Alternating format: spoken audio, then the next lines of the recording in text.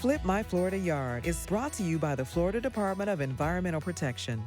Protecting Florida's environment starts with you.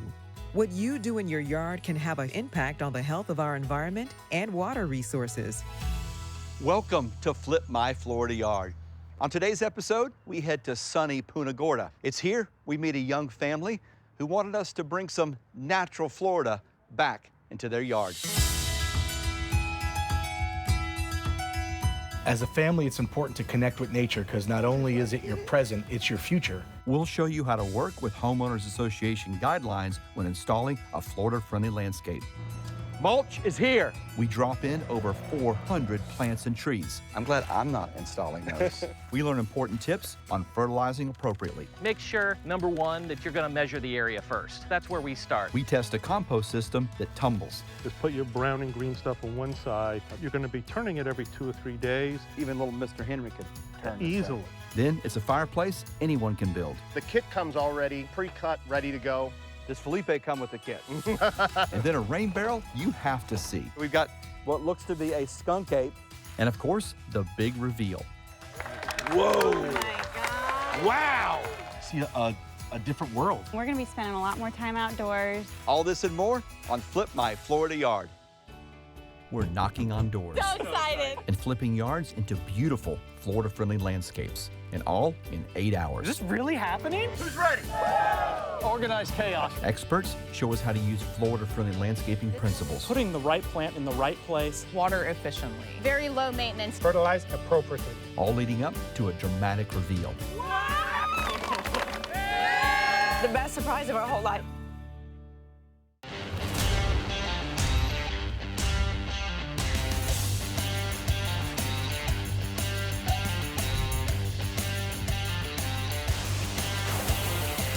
It's a beautiful day here in Punta Gorda.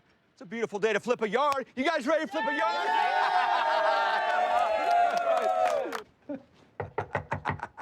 Savannah, Steve, come on out here. Mr. Henry. There we go. That's what I'm talking about. Today's the day. I'm Savannah. I'm Steve. And this is Henry. We're the Richmond family! We moved to Babcock Ranch about 2 years ago. We're in a good environment. It's a new town. I just really like being a part of a sustainable community, having that hometown community feel. I really enjoy being outdoors, and I really want my son to have that value too as he grows up. Right now, we don't spend a lot of time outdoors in our yard because there's just not much out here. A lot of these homes are kind of cookie cutter. All the yards look the same, all the landscaping looks the same. I'm a beekeeper, and Savannah's an ecologist, and we both work outdoors, and so we're always around nature, and we want to make our backyard kind of what we're into. I'm hoping that when our yard's finished, we can be an example to all our neighbors so they can see what a Florida-friendly yard looks like. Let me introduce you to this incredible group of people here in front of me. This is your flip crew. Okay, well, we can't start until you leave. So, you ready to go? Yeah. All right, let's go. You guys are going to Oscar Sure State Park. We'll see you at 4 o'clock, all right? All right. Off you go. Bring it in, bring it in. The homeowners just left. You know what that means? We have 8 hours to flip this Florida yard. Who's ready? Yeah! Okay, and go, go, go, go, go, yeah, yeah.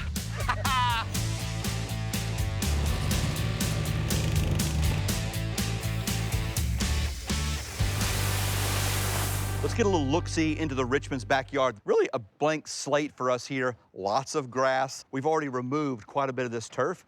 It's all gonna be replaced with Florida-friendly landscaping. This is gonna be a circular pavered patio area. We're gonna have a fire pit that's gonna sit right here. This is gonna be a place where the family can sit, rest, relax, enjoy their new yard. We're gonna have a path that will connect the fire pit all the way over here to the patio. We're 15, 20 minutes into it. We've got a lot to do and a little time to do it in.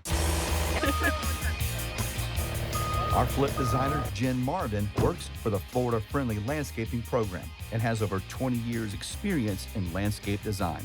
She worked alongside the homeowners and their HOA to create today's design. Jen, I know you had to run this design through the HOA here. What was that like? It was fairly easy. We looked at the codes and covenants and matched it with what the homeowner wanted, and the board met and decided to approve the plan because I had met all the requirements that they had asked for. Well, I know that's a lot of the response we get back from social media. People say, hey, I'd love to have a Florida-friendly landscape, but my HOA won't allow it.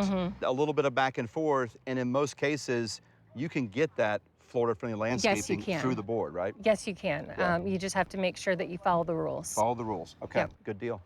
Follow the rules. Babcock Ranch HOA board had some pretty strict restrictions. One was to provide 75% native plants, and the other one was to keep 50% of the turf. I know you had a chance to meet with our homeowners. First of all, what kind of people are they? They want to bring back what used to be here before this community was designed. She really wanted pines and saw palmettos. They also wanted a place where they could spend time outside. So Jen, walk me through some of the design features of your plan here. Sure. This is the house, and this is the lanai that's screened in. We have a clay paver walkway with a 12-foot diameter patio and a fire pit, so that'll give them some room to recreate. We've got 3 crepe myrtles that will give it a little dappled shade. A lot of sunlight coming in this yard, Yes. you know, after 1, 2 o'clock in the It's afternoon. brutal.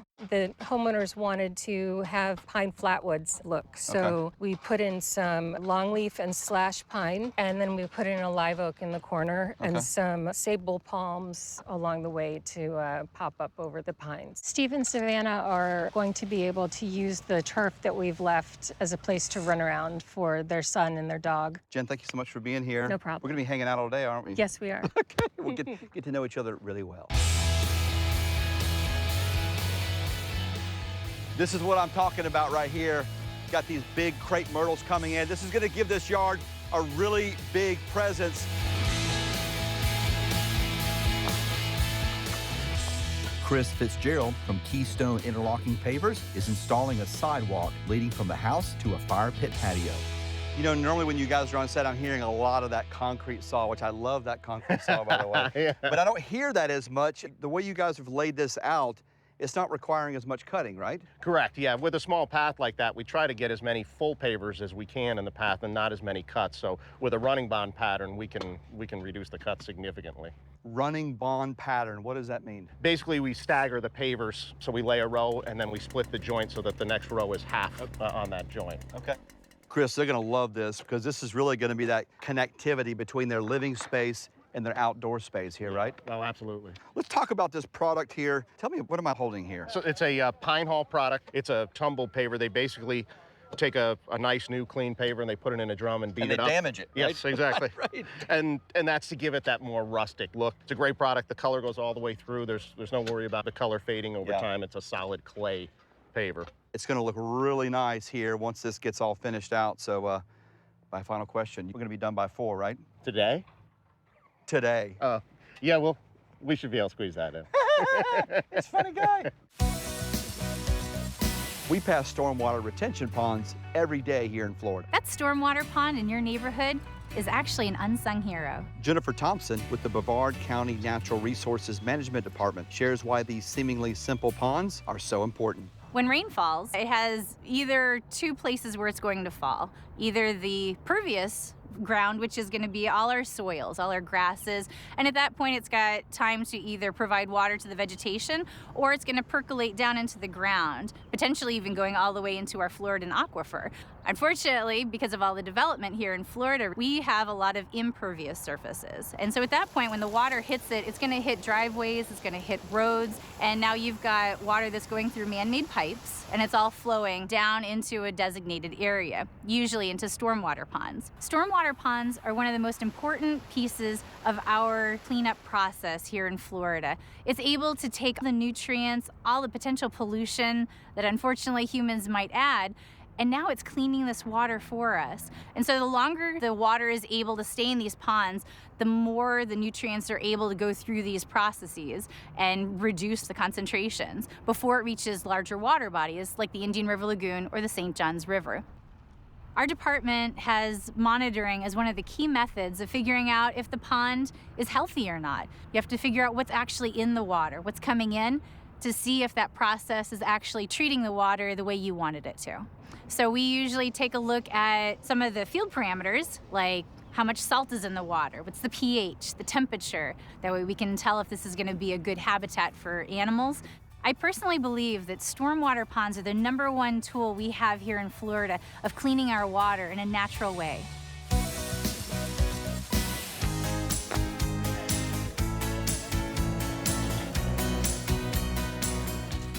let's get back to the flip. So currently, being that our backyard is completely grass, there's definitely a lot of maintenance to it. We water probably 4 times a week right now for an hour in each zone, basically. Looking forward to reducing that. Today, the crew from Juniper Landscaping is not only installing over 400 plants and trees, they're also updating the Richmond's irrigation system to save water.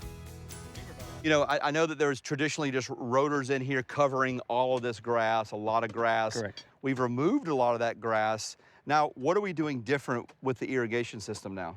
We're putting in the drip tubing for all the shrubs and the trees. We're going to add bubblers to add more water for them. Okay. We're going to conserve. We're going to make everything lush and nice. What's the value of drip tubes? Explain to us how that works. How does that conserve water with how that system Okay, so works? the drip tubing leaks just a slow amount of water. And what it is you can add more run time, but it's less water use. Yeah. What qualifications do I need to drive this thing? This just feels right, Chewy. How you go forward? Back it up. I want one. One of the principles for sure was right plant, right place. Jen, being the designer, has already selected out plants that are going to do well on this site. Charlotte County Extension Agent Ralph Mitchell talks to me about some of the Florida-friendly plants we're using today. Let's start with this little guy right here. Well, this is a Galberry. It's a native type of holly. And again, probably for a full sun or part shade area. Drought tolerant? Drought tolerant once established. The flowers are very favored by bees and pollinators. So Steve is a beekeeper. He's gonna love this, right? This is gonna bring bees and pollinators into the backyard. That's right. Okay. What do we got here? What is this? This is Fackahatchee grass. Fackahatchee grass. Let's slide this over here. Okay. And tell me all about it. All right. It is a native grass. It just is a beautiful evergreen grass. It makes a nice fountain-like display, and it will put out seed heads too. It's a tall ground cover and full sun. Easy to grow. Easy to grow. All right, let's slide that over there. Right. We got a big pine here. Okay. Well, this is a slash pine, so it's a native pine. Okay. It's going to provide an evergreen tree with some dappled shade, and it's also going to, of course, make its own mulch with all the needles. Are these good trees to have in the landscape? I think what you should do is keep them away from the house, of course, but I think it can be perfectly good. It will be sustainable. It's an evergreen, too. Yeah. This is really what Savannah was wanting to bring back. This land was full of these pine trees before the houses moved in. So this is going to bring back some of that old Florida feel that she wants to kind of recreate. Another plant that will play a major role in the Richmond's backyard is turf grass. Turf as a plant is a great plant because it cleans water.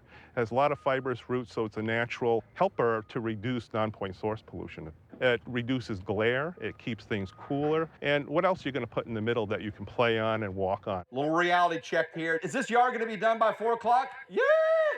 Yay? Not a great yay on that, okay? While we're in full flip mode, Steve and Savannah are in nature mode at Oscar Shearer State Park.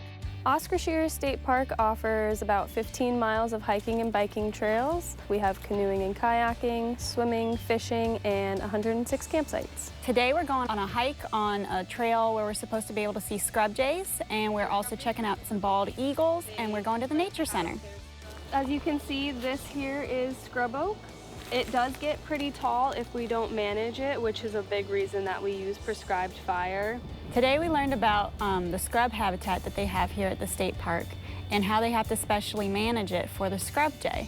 They have to have prescribed burns every couple of years to keep the habitat just right for them so that the scrub jays have access to the sandy soils where they like to bury acorns. Where we live is a scrub jay territory, and this is part of the scrub jay territory, and learning all about the scrub jay and how isolated they are and how uniquely dependent they are on the actual scrub environment has really made me think about what I put in my backyard. I want to see more of this preserved for, my son. I want him to enjoy being out in the outdoors and seeing the real Florida. Look at that. Ooh, you like this snail shell? Yeah. Whoa. I'm excited to get back to the reveal. I really want to see it. I've never expected to experience something like this, and it's going to be really cool.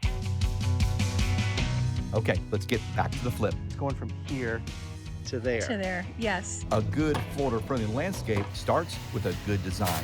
Now, of course, you can hire a pro, but for you do-it-yourselfers, I asked landscape designer Jen Marvin for her top DIY design tips.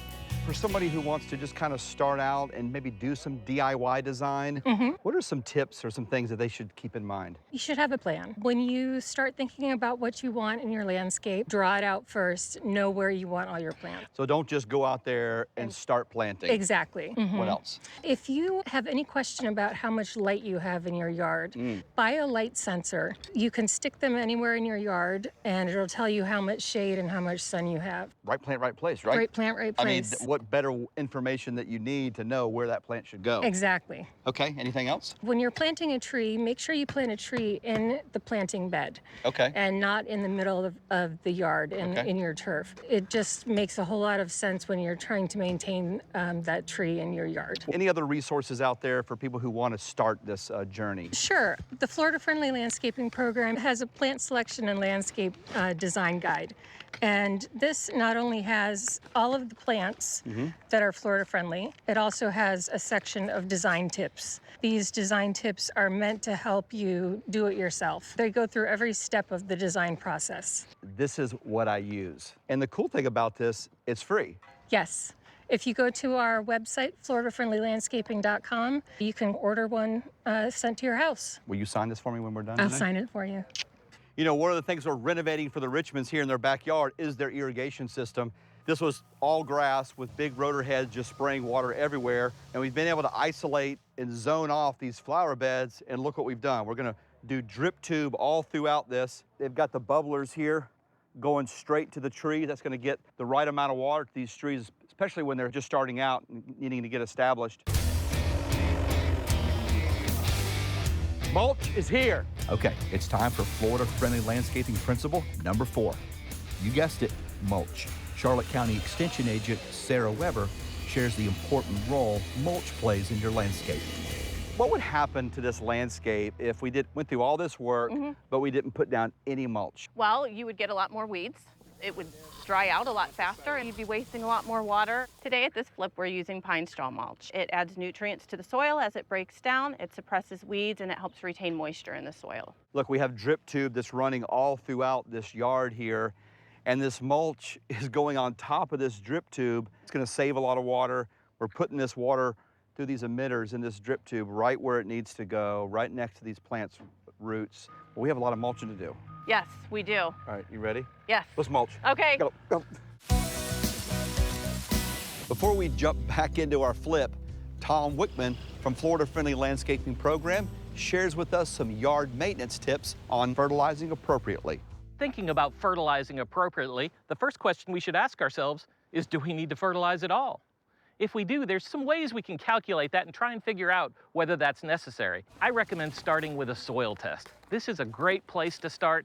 Gives you some baseline data. You'll find out the pH, you'll find out a lot of the nutrients that are there, and it's always a good practice to do. You also want to be aware of your water source. If you have reclaimed water, there's a lot of nutrients that come with that reclaimed water. So check with your local municipality, find out what the nutrient level is, and just take that into consideration before you apply more fertilizer. Once you've determined that you have to fertilize, here's a few things to keep in mind. Look for the right product. You want to choose a product that's recommended by the University of Florida. Oftentimes that's going to have slow-release nitrogen and maybe other nutrients in it as well. This will help to meter out that fertilizer over time and reduce the amount of potential leaching of those nutrients.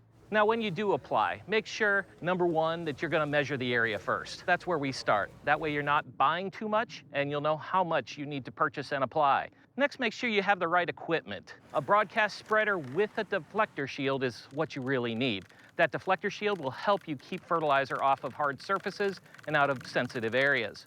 And remember, if any fertilizer ends up on those hard surfaces, make sure you clean that up. Try and avoid combination products. Combination products are those things like weed and feeds or fertilizer with an insecticide. It's better to spot treat those areas rather than putting it out throughout the entire landscape. And never fertilize within 10 feet of a water body. By following these few tips, you'll keep your landscape looking beautiful and you'll be doing your part to protect Florida's environment.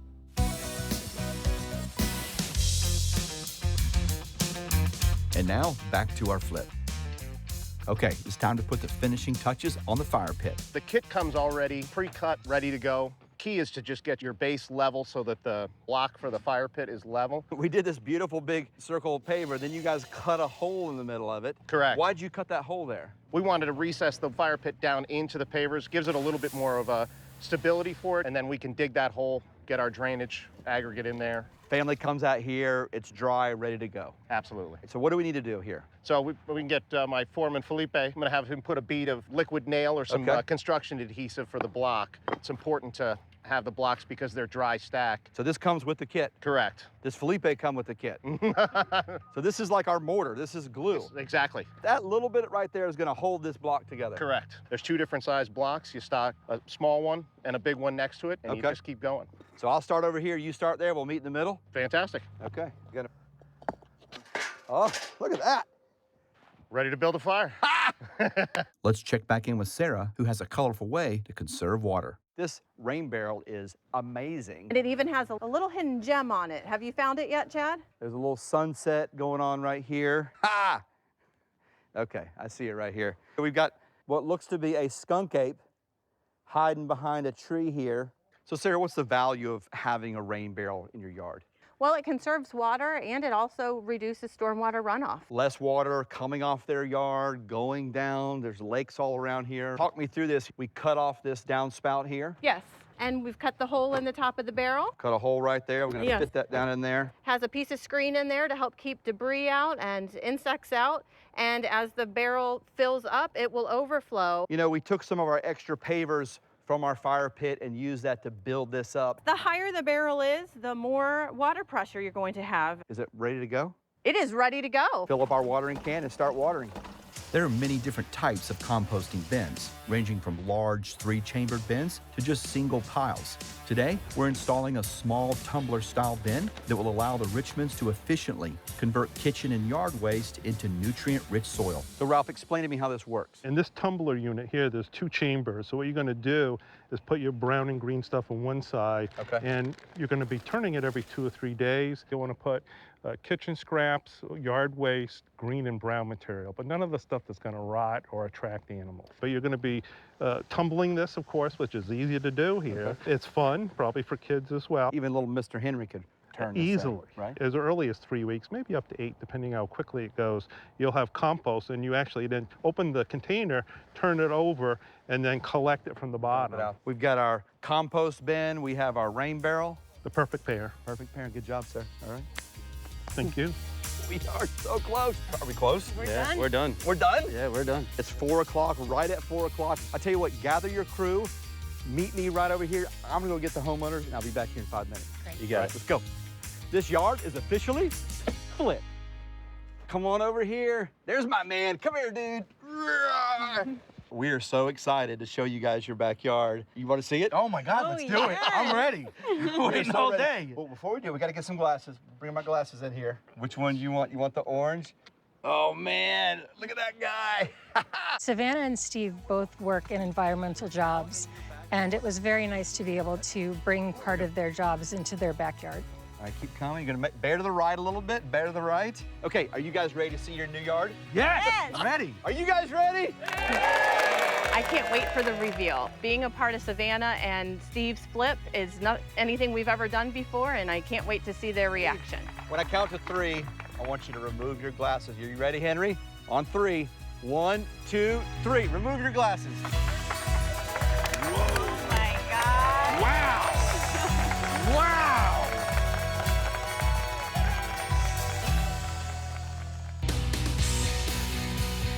Before, the Richmond's backyard was fence-to-fence grass with almost zero biodiversity.